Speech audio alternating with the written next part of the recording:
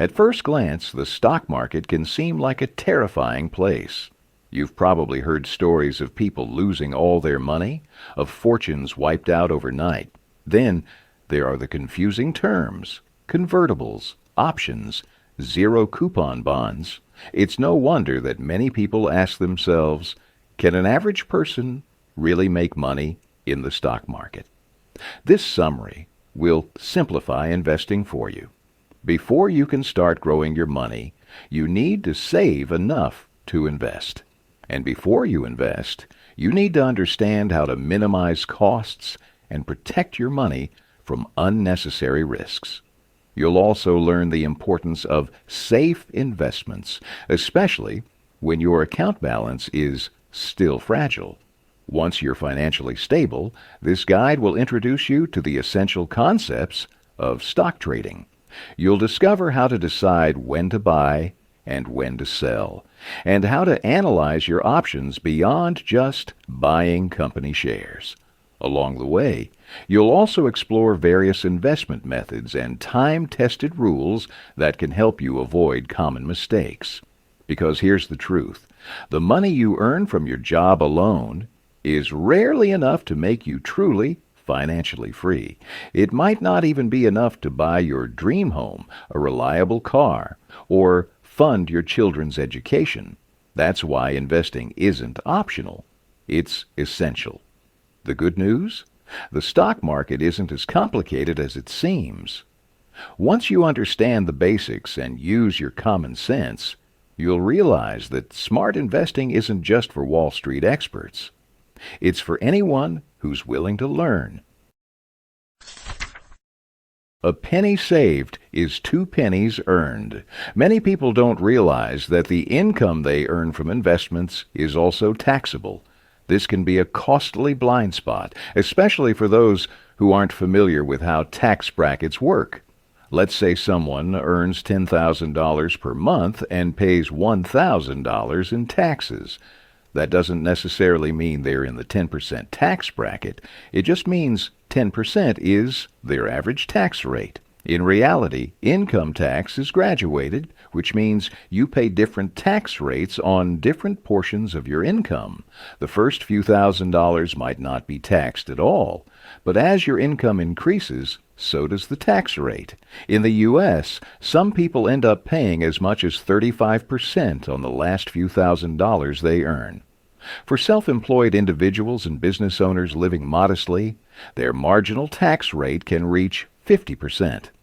Now imagine you're just below that 50% threshold. You make an investment and earn $1,000 in profit. That extra income pushes you into the higher bracket, and suddenly the government takes $500 of that gain. Half of your investment income is gone, not to benefit you, but to make the government wealthier. This shows why trying to get rich by simply earning more money isn't always effective. Sometimes spending less is a smarter and more powerful strategy. For example, if you resist buying the latest iPhone and save $1,000 instead, you don't pay tax on that saved money. That's why a dollar saved is worth even more than a dollar earned. If you pause and look around, you'll find countless opportunities to save money. Take wine, for instance. Many Americans like to buy a bottle of red wine every weekend. A decent bottle costs around $10. But if you buy a case of 12 bottles, you usually get a 10% discount, which means you pay about $108 instead of $120. That's a saving of $1 per bottle, $52 per year. Now let's analyze this like an investment. Normally, you'd spend $10 every week on a bottle. But by buying in bulk, you spend $108 all at once every 12 weeks. That $98 up front is like your investment, and the $52 you save annually is your return. That's a return of over 50%, better than what most people make in the stock market. Another simple yet powerful way to save is by avoiding unnecessary interest on your credit cards. Around 60% of Americans pay more than 18% interest on their credit card balances, even when they have money sitting in a savings account earning just 2%. That's like losing money while pretending to save. If you use your credit card wisely, you can actually make money. Some cards offer cashback up to 2% on every dollar you spend. Look for cards that provide year-end bonuses or discounts on hotels, restaurants, or flight bookings. Used correctly, these small perks add up. The same vigilance should apply to your bank loans. Always double-check your interest rates and monthly payments. The author, Andrew Tobias, once took out a $400,000 loan at 7.5% interest. A year later, the bank reduced his rate to 7%, but his monthly payment of $4,670 seemed slightly off, about $10 higher than expected. That seemed minor, but on closer inspection, he discovered the bank had quietly enrolled him in a $7,000 insurance plan. If he hadn't followed up, he would have overpaid without ever realizing it. Young people often dream of owning fancy cars and get lured into leasing or long-term financing deals. But cars don't last forever. After a few years, you either trade them in or spend more and more on repairs. That's why buying a car on credit isn't always a wise move, unless you can actually afford it up front.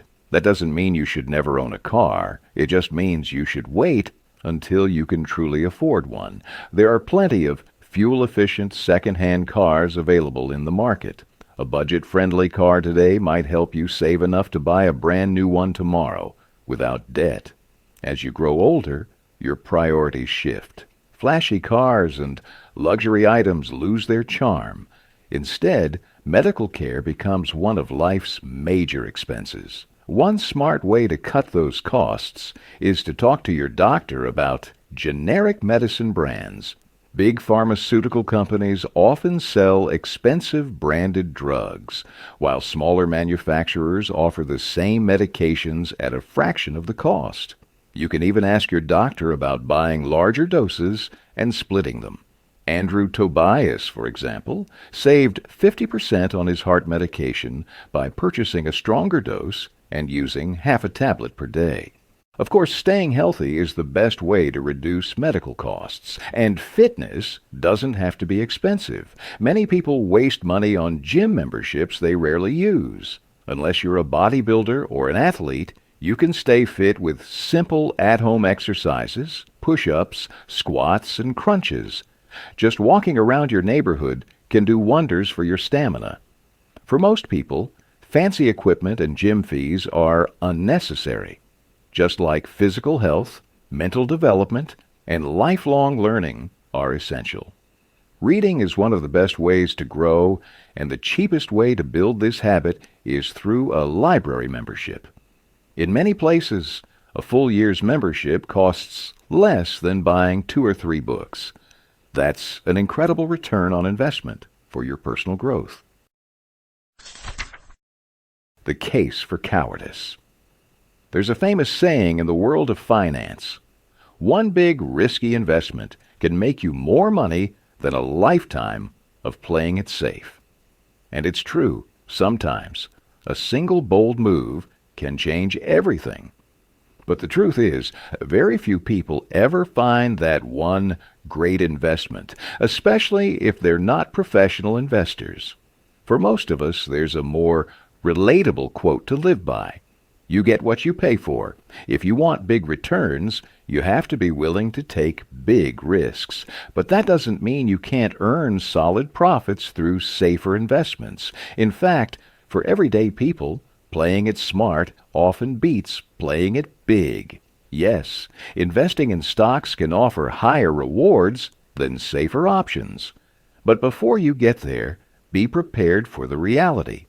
You might face 5 straight years of losses before seeing any meaningful gains. That's why stocks are only suitable for people who already have a solid financial cushion, enough savings to cover the next few years, regardless of what happens in the market. If you're just starting out and haven't built up substantial savings yet, there are two types of safe investments worth considering: short-term and long-term. Which one you choose depends on when you'll need access to your money. Let's begin with short-term options. One of the most reliable is the money market fund. These funds collect money from many investors and lend it to governments or large, stable businesses. The goal is to ensure the loans are repaid and the interest earned is distributed among the investors. There's no guarantee of consistent monthly payouts, but if you choose a fund with low fees and a strong reputation, usually offered by major banks rather than obscure financial firms, you'll be on the safer side. Then there are Treasury bills, considered some of the safest short-term investments in the world. Essentially, you're lending money to the government. In the U.S., you can buy a Treasury bill for as little as $100 and sell it back after 1, 3, 6, or 12 months. These bills often pay competitive interest rates, and since they're backed by the government, they're about as close to risk-free as it gets. For long-term goals, there are Treasury notes and Treasury bonds. These work like Treasury bills, but with longer durations. Notes typically mature in 2 to 10 years, while bonds stretch from 10 to as long as 30 years. Over time, stocks generally outperform bonds in terms of returns, but during times of economic crisis and high interest rates, Treasury bonds become a safer, more attractive choice. There's a downside, though. The profits from Treasury securities are taxable. That's where municipal bonds come in. These are similar to Treasury bonds, but are issued by city governments instead of the federal government. For example, you might be lending money to New York City rather than to the United States as a whole. Municipal bonds are often tax-free and nearly as safe as Treasury bonds. Why? Because national governments rarely allow their cities to go bankrupt. However, if a city does experience financial hardship, you might not see your money for a while. These bonds are safe, but not always liquid.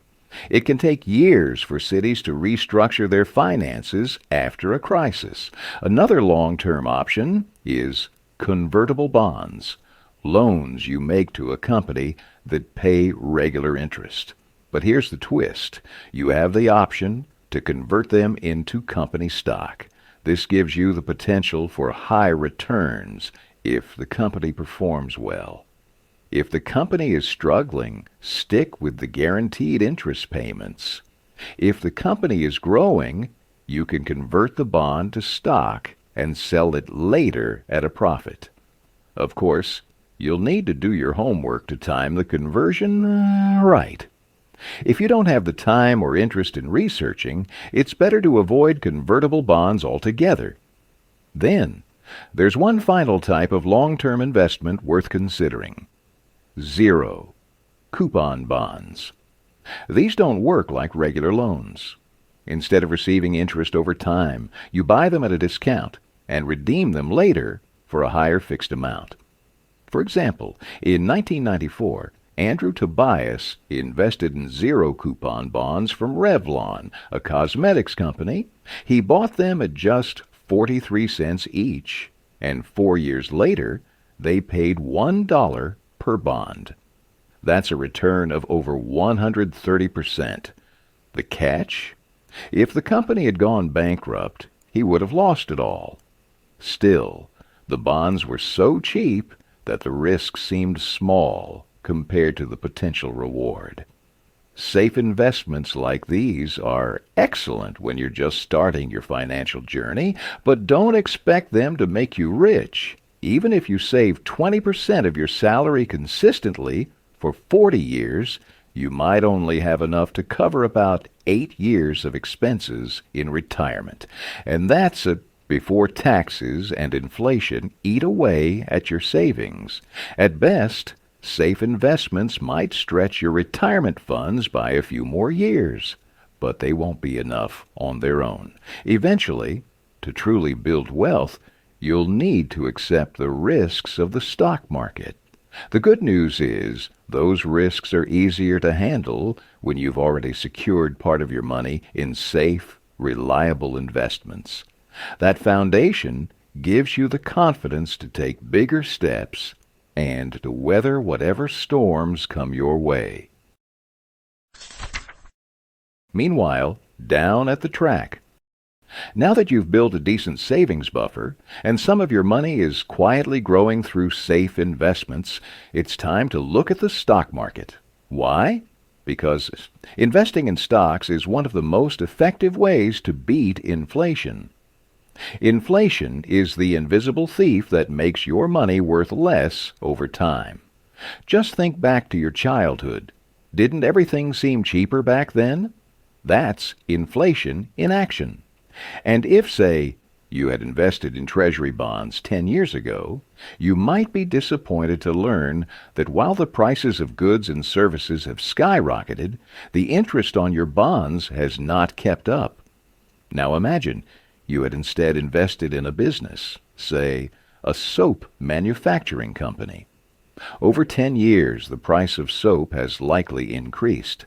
That company's profits and overall value would have grown to keep pace with inflation, maybe even faster. This simple example shows why the stock market is uniquely positioned to help you outpace inflation. Let's look at some real numbers. One historical study compared the performance of U.S. Treasury bills, corporate bonds, and stocks from 1926 to 2015. Treasury bills returned about 3.7% per year. Corporate bonds averaged 5.9%, while the stock market surged ahead at 9.8% annually. To put that in perspective, if you had invested $1,000 in Treasury bills in 1926, you would have had around $20,530 by 2015. But that same $1,000 invested in the stock market would have grown to over $2.5 million. And it doesn't end there. Stock investing can be tax efficient. When you sell stocks for a profit, that money is called capital gains, and it's often taxed at a lower rate than your salary or bond interest. On top of that, some companies pay out part of their profits to shareholders in the form of dividends, which are also taxed at a lower rate and don't reduce the value of your stock.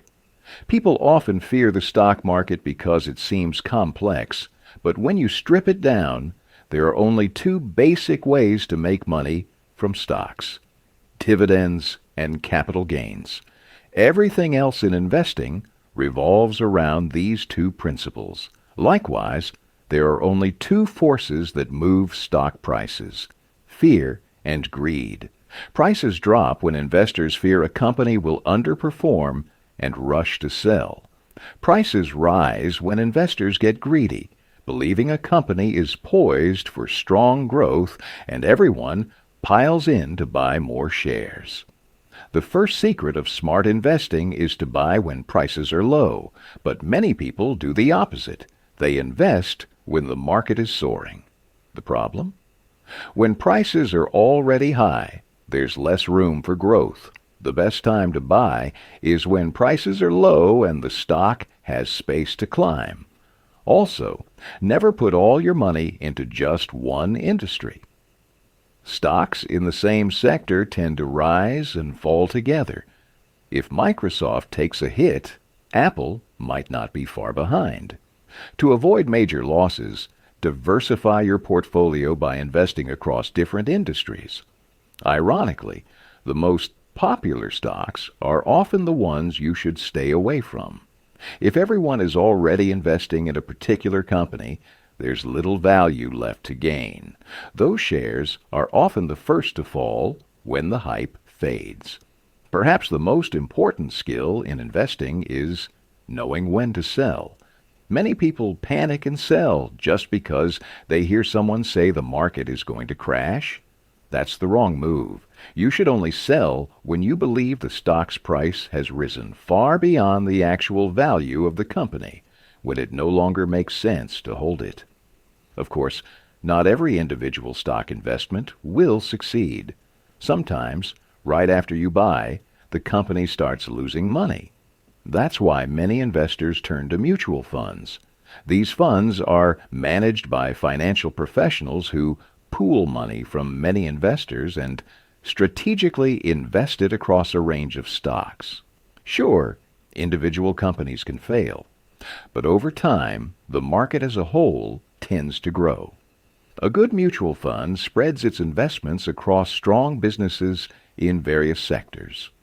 Even during rough years, strategies like dollar cost averaging can help you come out ahead.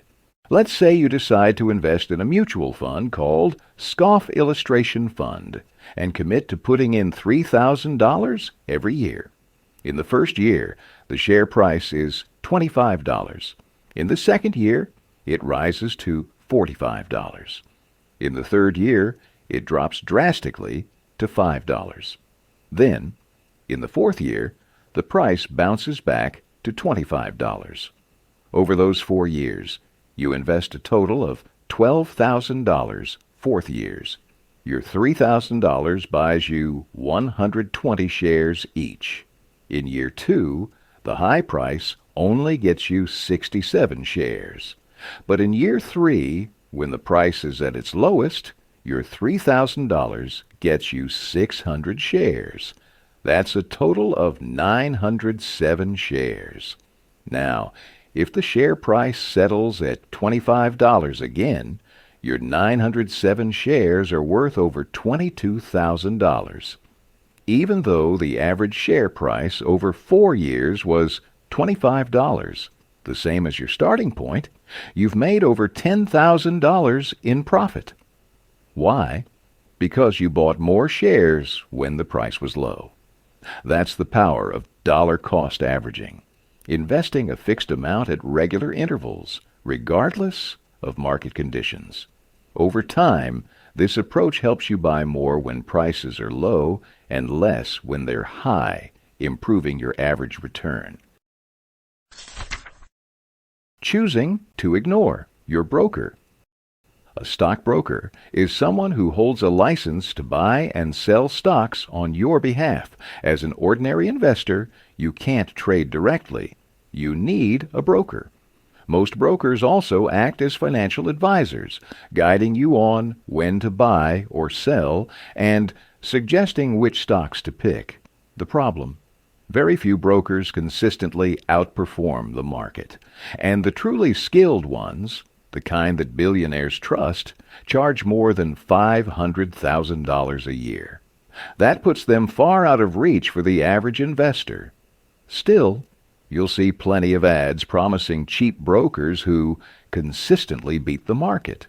But often, these claims are based more on luck than skill. Imagine this experiment. You gather 256 people in a room and flip a coin. Half choose heads, half tails. 128 guess right. Do this 8 times, and according to the laws of probability, one person will get it right every single time. Does that make them a genius? Or just lucky? The stock market works the same way. Every year, half of all brokers do better than the market, and the other half do worse. Now imagine if those with poor results kept quiet about their failures and only advertised their best years. That's exactly how many brokers market themselves, as if they've cracked the code, when in reality, they just had a lucky streak. Another issue? Brokers rarely have time to study the market in depth. They're constantly chasing new clients, pitching investment packages, making calls, handling paperwork, and executing trades. At their core, many are salespeople. The ones who do actual market research are called investment advisors, not brokers. But even professional analysts don't always get it right. Take this story. In 1967, the editors at Forbes conducted a quirky experiment. They pinned a copy of the New York Times business section to a wall and threw 30 darts at it. Wherever the darts landed, they invested $1,000 in that business. Over the next 15 years, their $30,000 investment grew to around $72,000, a 240% gain. In comparison, the overall market grew just 35% during the same time. Interestingly, half of all investment advisors underperformed the market during those years. So what's the takeaway? Both brokers and advisors earn commissions. That means every time you make a trade, a portion of your money goes into their pocket, whether or not the trade benefits you. Often, these fees are buried in the fine print, but they add up fast. Andrew Tobias once calculated his own brokerage fees over the course of a year and found they were his second largest expense after rent. Naturally, brokers want you to trade as often as possible. That's how they make money. So don't expect them to advise you to sit still and do nothing, even though sometimes doing nothing is the smartest move. Because of these costs and conflicts of interest, your best bet is to avoid brokers who offer advice altogether. Instead, look into discount brokers. These are low-cost services that simply execute the trades you tell them to. No upselling, no unsolicited advice. And if you want a smarter, low-maintenance approach, consider index funds. These funds are designed to mirror the performance of a specific market index, like a list of top-performing stocks. One of the most well-known indexes is the S&P 500, which tracks 500 of the largest companies in the U.S. It's published by S&P Global, a trusted financial agency. When the economy grows, so does the S&P. When the economy weakens, the index may dip. But the beauty of index funds is that they don't require active management. In fact, many of them are fully automated, which keeps their fees incredibly low. By combining index funds with dollar-cost averaging, investing a fixed amount at regular intervals, you can quietly outperform many experts over the long run. No constant trading, no emotional decisions, just steady, consistent growth. Hot tips, inside information, and other fine points. Once you start investing regularly, your journey won't just stop at bonds, mutual funds, or standard stocks. As your experience grows, you'll come across various other investment methods, some exciting, others risky. But before you jump in, there are a few critical lessons every smart investor must know. First, never blindly trust investment tips or hot information, no matter who gives them to you. Politicians and high-level insiders often make investments based on privileged data not available to the public, a practice known as insider trading. It's illegal for good reason. And chances are the so-called news your friend shares with you is already several weeks old. At the end of the day, you alone are responsible for your money. Financial companies may dazzle you with flashy offers and clever advertisements, but many of them either hide key facts or distort the truth, especially insurance firms and fund managers. Take this example. Andrew Tobias once saw an ad for a mutual fund that claimed an impressive 21.5% annual growth over the past decade. According to their math, investing $2,000 for 20 years could turn into $90,000. Sounds amazing until you dig into the numbers. The growth rate was calculated in a misleading way. The fund had indeed seen high returns in 6 years, but those were completely canceled out by losses in the other 4. So anyone who had invested 10 years earlier might have actually lost money. That 21.5% growth figure? Just marketing spin. Annual reports are also not always what they seem.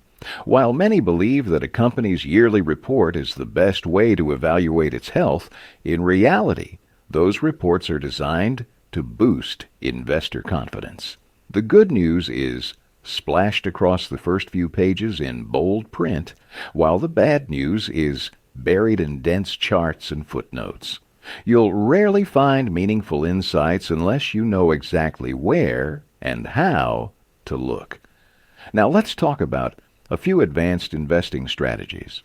One popular but risky technique is called short selling. Usually, you buy stocks hoping their value will rise. But in short selling, you bet the price will fall. You borrow shares, sell them at the current price, and later buy them back at a lower price, pocketing the difference. The risk?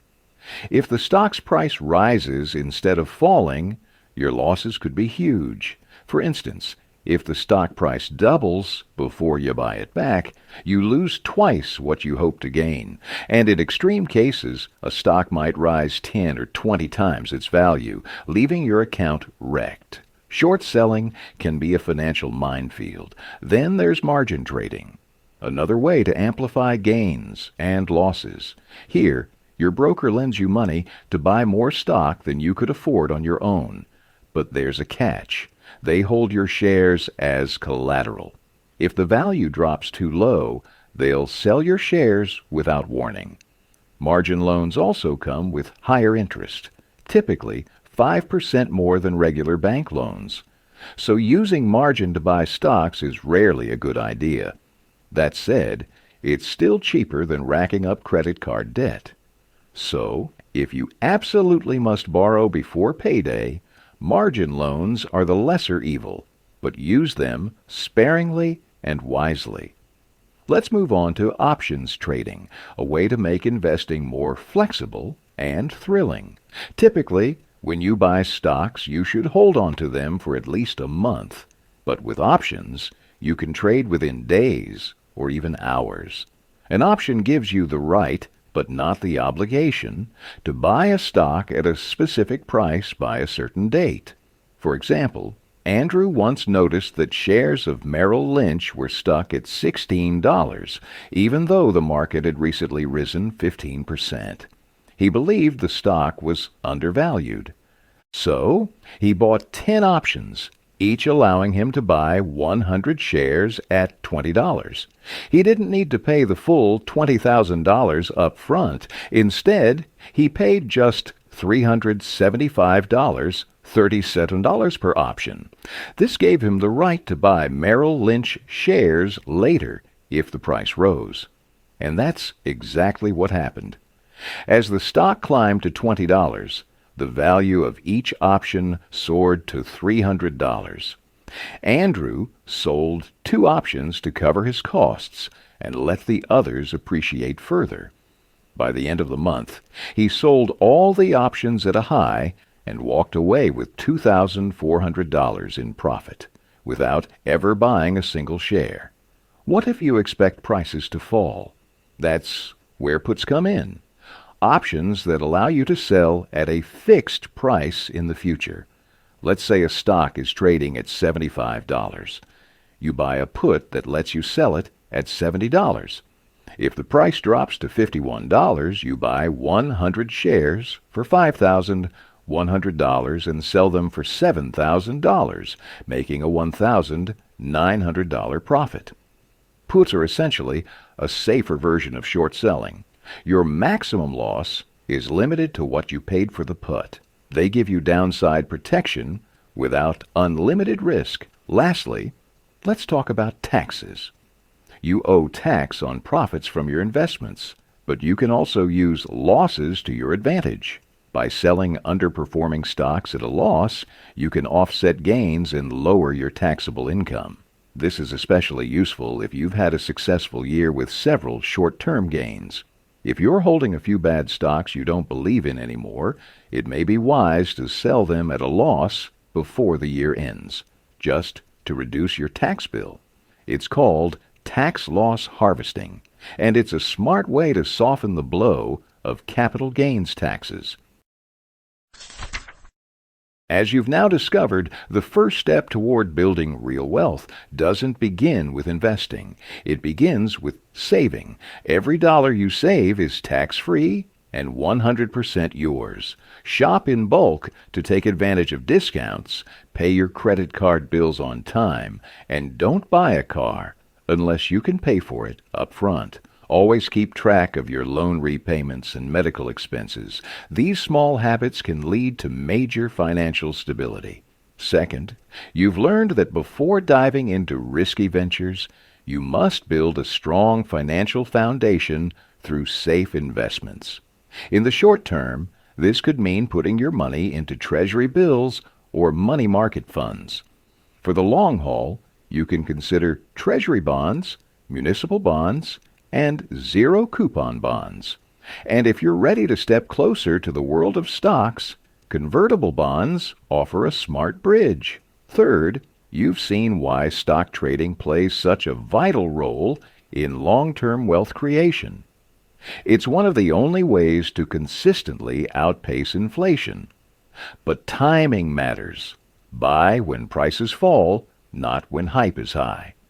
Popular stocks are often the worst investments because they leave little room for growth. Instead, diversify across multiple industries and use strategies like dollar cost averaging, investing a fixed amount each month, to grow your portfolio with discipline and consistency.